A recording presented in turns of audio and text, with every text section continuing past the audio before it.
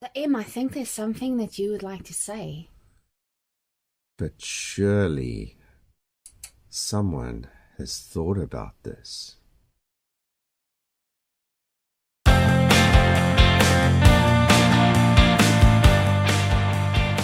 Welcome to the Journey to Here podcast. I'm M. And I'm Dee. Here we chat about life skills, business, growing, and building. We hope to inspire you on your journey to here. Wherever your here may be. What do you mean with that? Before we do that, why don't we tell people about what's going on our little piece of the planet? On our little piece of the planet, winter is here. It's really cold. It turned icy about 3 or 4 nights ago. We woke up and outside was a layer of white frost. We had tomato plants and pepper plants and aubergine plants that were still looking like a jungle out there about a week ago. They're all flat. They just went black. They said, we can't do this anymore. They're done. I went into the garden yesterday and I picked all the frozen vegetables. Not frozen the way we want them to be They frozen. were definitely not frozen the way we wanted to have them, but I picked those, and because the frost happened the day or two before, the vegetables were still salvageable, and I put those in a roasting dish. So we roasted all the green tomatoes, red tomatoes, aubergine. I think I added some garlic to the mix. So later on, I'll take those roasted vegetables and just blend it up, and we can use it as part of pasta sauces, or maybe on a sandwich if we do something with a piece of bread and an egg, or something silly like that. And I think the message in that as well is sometimes you think something is lost forever, but if you act quickly you can still save it. So it's not always possible, but sometimes one can make something out of the spilled milk. I'm looking forward to doing that lamb stew for us a little bit later on, using all those roasted veg I'm as sure the that base. some of that's going to be really, really good. I did not grow up eating green tomatoes, and I believe it's quite a fancy thing in the US. People do fried green tomatoes. There's obviously the movie reference there as well. It's not something that I really know and that I really enjoy. So I have made it for us once. I can't say that it was fantastic. So maybe it's something we should try again. But obviously this is not going to happen this year. Our green tomatoes froze. So they are now part of a blended. They're roasted. mush. They mushed. They're mush. We say that while we see a chicken walking where she is not supposed to be. That is little Houdini that is eyeing out all the insect life. Now that the veggie garden has given up, all the fruit and vegetables that was there is obviously rotting, and it's creating this perfect environment for bugs and microbes and cool things for chickens to eat. So they are loving it as well. And the chickens are doing what we wanted them to do. They are now prepping those beds for next season. So they're scratching up, they are manurinating. But surely someone has thought about putting a chicken coop in their vegetable garden and using the space that's already camped off to keep chickens safe and then work the ground. Surely someone has thought about that. Dee, that was so smooth. What a segue. Wow. That We was look impressive. at it. We just looked at our setup here. We had our chickens in a temporary coop and run. They have a proper cage on stilts that they sleep in at night, and they're very good. That's a proper coop. It's a proper little hen house. And it's pretty. It has a mesh door, and they have a thick layer of straw that they sleep on and where they lay their eggs, and they have a ramp, and in the mornings we open it up for them and they go down the ramp and have their breakfast, and then they start walking around. And the temporary coop was all good. They made holes in it very quickly. We bought this silly nylon plastic mesh The temporary run. the temporary run, and it was just a mess. They made holes in it and it was not successful. But now we've got them in what is our proper vegetable garden that's fenced off, because last year our puppies ate the tomatoes. So we tried to keep the puppies out of the garden, but now we're trying to keep the chickens in the garden, because it's that time of year where you want to get your beds to bed. You want to put all the garden beds to sleep. You want to make sure that they have their dressing of whatever you're going to put onto them. And then we do what we call chop and drop. So we don't pull out any of the old plants, we just cut them off ground level so that the root system stays in the ground and all the beautiful things in the earth can still eat off of it. And the chickens can now help us on the outside. And they're helping us to break pest cycles. They're helping us to build the soil. And their bedding is also being turned into basically a manure/compost. And all those old vegetables that were lying there is now perfect feed for them. It's probably not going to be enough to last them until the end of next month because it is getting colder. And I think there's a lot of insect life that's probably going to go to sleep as well, so we will probably have to give them more feed, but for now they are doing exactly what we really need them to do. So surely someone else has thought about this too.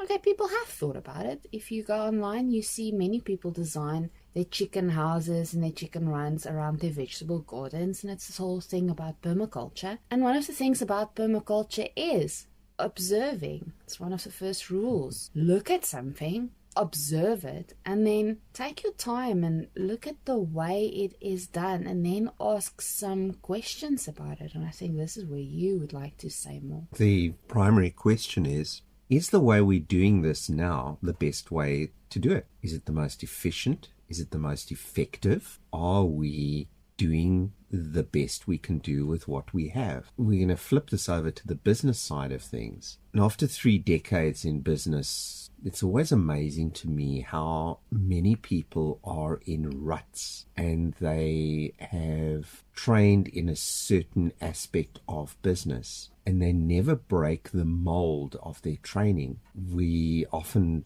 chuckle, quite frankly, at how demand planning is done in supposedly very sophisticated IT environments. And then we look how simple the formulae are that are used and how out of date the methodologies are. And they're methodologies that were being used 20 and 30 years ago. They're still being used despite the fact that we have so much better technology available. But some people have just never broken out of the ruts. You mentioned now the permaculture principle of observing and then asking questions. And we had an example this week of asking a question in a meeting between 2 parties who have worked with each other for years. But there was one specific question that had never been asked. And it was not a complicated question. It was not a far-fetched question. It was a very simple, logical question that can be asked if you just step back and say, why are we doing something the way we are doing it? What is the motivation for doing this? We sometimes joke about coming into a house and putting something on the floor, and instead of putting it away because maybe you don't know where it should go or it just doesn't have a house, you eventually create these pathways around this box, or if you were traveling, this massive suitcase, and days will go on and sometimes weeks, and eventually you've created this whole new road system in your house just to try and navigate around this box or this item that should not be there. Instead of asking, why are we creating all these new pathways, ask the question, why is the box here? And should the box not actually be moved somewhere more logical? And in the meantime, someone is probably looking for that box.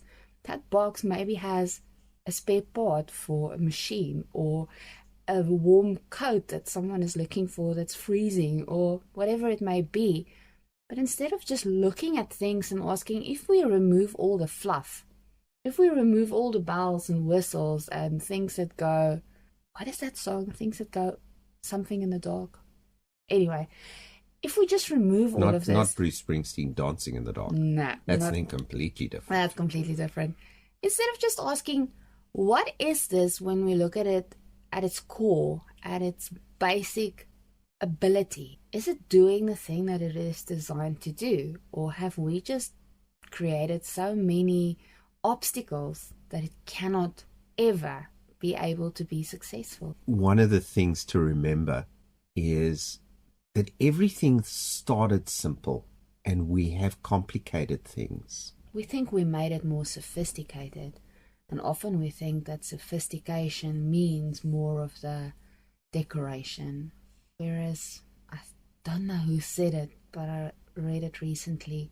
I'm going to say it was Coco Chanel, and I may be wrong, but she said that when you look in the mirror before you leave the house, take one of your accessories away. Less is more. The more simple you can do something, the more efficient it will be, the more effective it will be. We spoke about efficiency and effectiveness as well. We don't always need all these fancy things to get a thing to do what it should do. Its simplicity is sometimes its strength. And let's just go back to this little saying that is, I'm guessing, the title of this episode as well. But surely someone has thought about this. And that saying was actually put on the board, on that notice board in our office while I was holding that meeting. Because you heard what had happened in the meeting. You were sitting in the same office as I was, and it was the light bulb moment, and it solved a problem that had persisted for years and it costed people their money. It costed them their reputation in many massive cases. Costs. There were many costs involved. But surely someone has thought about this thing as a solution to this problem. And what happens is we very often doubt our own abilities to perceive and to solve problems. And we trust the experts. And we believe that the person that has been doing a certain job for the last 20 years knows everything, and that the way they're doing this specific job, our idea can't possibly be better than what they know. And it's very often just a case of they haven't thought of it. Yeah, it's not that they're incompetent. It's not that they are stupid. It is just that they have not thought of it. Very often, the person that comes from the outside that has not been subjected to the same level of training in a specific field will be able to see pattern breaks, will be able to see things that don't quite fit and where things could be done more effectively. And that is where the saying comes from.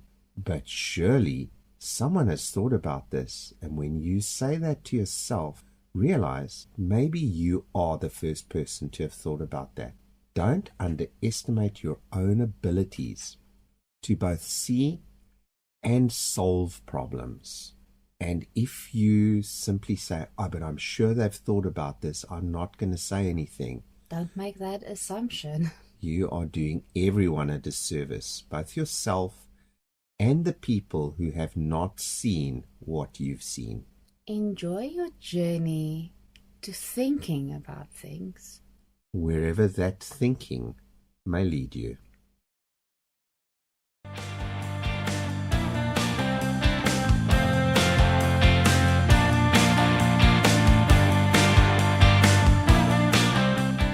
Thanks for joining us for this part of our journey. We hope this episode added value. For more information on what we do, please visit our website at www.thejourneytohere.co.za. If you liked what you heard, please join us on a regular basis by subscribing through your favorite podcasting platform.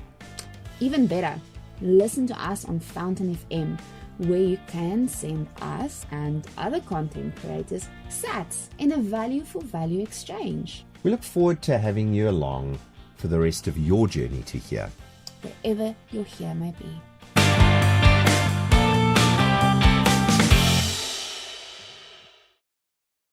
What do you call that? Mesh. It's got a wedge.